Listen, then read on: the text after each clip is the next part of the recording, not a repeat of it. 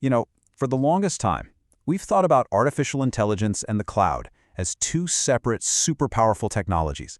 But that's like talking about an engine and a car as two different things. They're not. They're becoming one single, incredibly powerful machine, and we're calling it the AI cloud. So let's dive into this, because this revolution is already happening, and it's changing, well, everything. And this quote from a recent industry analysis, it just nails it.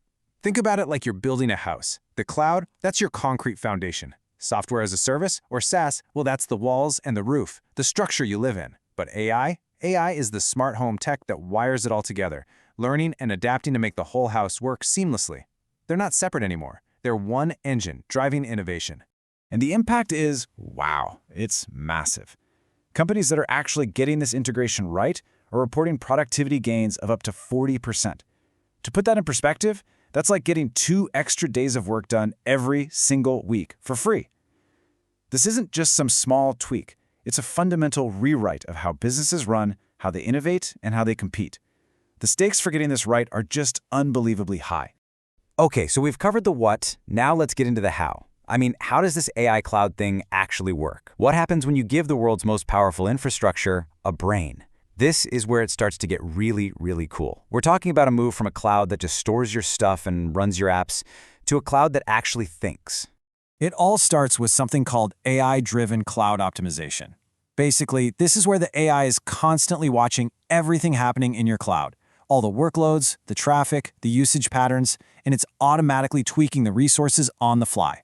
It's like having this genius-level engineer on duty 24/7, predicting problems before they happen, making sure you have exactly the right amount of power you need, and slashing your costs with absolute precision.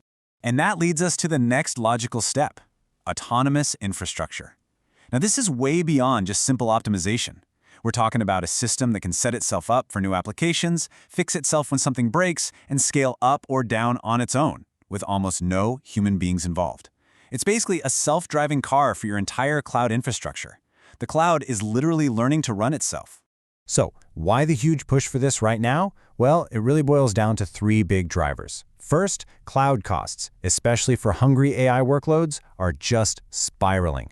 We need smarter ways to keep those budgets in check. Second, the systems we're building now, hybrid, multi-cloud setups, are so incredibly complex that humans just can't manage them alone anymore.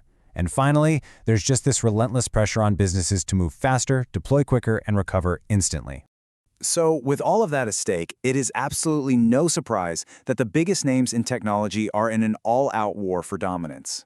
This revolution has kicked off a fierce trillion-dollar battle for control of the AI cloud. Let's take a look at how this battlefield is shaping up. All right, here's the lay of the land as of 2026. Amazon Web Services, AWS, is still the undisputed king of the hill, holding down the biggest chunk of the market at 31%. But right on their heels is Microsoft's Azure, a super strong number 2 with 24%. And believe me, they are closing that gap fast. And you absolutely cannot count out Google Cloud, or GCP, which has carved out its own serious territory as the deep tech innovator. But here's where it gets really interesting. Each of these giants has a completely different strategy. It's almost like a game of rock, paper, scissors. AWS is your reliable, do-everything-well all-arounder. Azure is the enterprise powerhouse deeply integrated into the corporate world. And GCP is the pure AI innovator. Their game plans for winning this AI war couldn't be more different, and that's the key thing to understand. Okay, so Microsoft Azure. They have basically bet the farm on their exclusive partnership with OpenAI. If you want secure, enterprise-level access to the most famous AI models on the planet, like GPT-4, Azure is where you go. So what's the catch? Well, you're pretty much hitching your wagon to one company's star and one company's AI roadmap. AWS, on the other hand, is playing the role of a neutral party. They're like the Switzerland of AI. They're not picking a winner. Instead, their Bedrock service is like a marketplace. It offers you a choice of all the top models from different companies. You got Claude from Anthropic, Llama from Meta, and of course, their own Titan models. The big plus here is flexibility and no vendor lock-in, but the trade-off is they might be a step or two behind on the latest, flashiest AI feature that just went viral. And then you've got Google, the deep tech leader. GCP is playing the long game here, focusing on their own native, truly groundbreaking AI, like Gemini, with its absolutely massive context windows. For data scientists and AI startups, it's a dream come true. But for some of the big traditional corporations, it can feel a little bit like a high-end sports car. Unbelievably powerful, but maybe not the most practical choice for the daily commute. But, and you knew there was a but, with all of this incredible power and all of this intense competition, there's a dark side. This convergence of AI and cloud is creating a whole new landscape of complex, hidden risks, and these are risks we absolutely have to talk about. So, recent academic studies have started to categorize these threats. On the security front, you've got the usual suspects. Data leakage and insecure APIs are still huge concerns. But AI brings brand new privacy nightmares to the table. Take membership inference. It's like a detective being able to tell if your specific photo was used to train a facial recognition model, even without seeing the original training data.